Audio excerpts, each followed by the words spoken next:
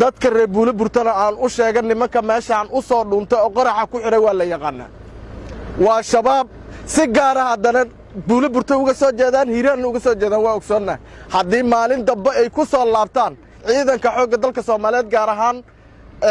qaybta 12aad inta ciidanka joogo iyo ururka 14aadba amar waxaad ku qabtiin macal ilmahooda ku jiro inaad ku gubtaan hadday dib dambe ugu soo laabtaan garoonka guryahoodaad gubaysaan guryahoodaan gubaynaa meel allaalayo meesha joogaan uga daba tagayna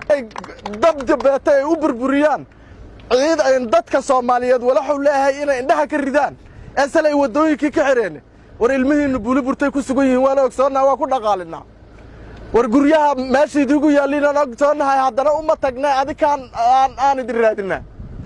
war waa ogsoonnahay guryihii ummadda Soomaaliyeed ka dhaxay waa waxaad gubaysaan ma idiga yeelayna guryihiina filooyinka meesha ku yaalina ogsoonnaa iyo buushashka meeshaad ku leediina dabadan taraq uga soo qabanayna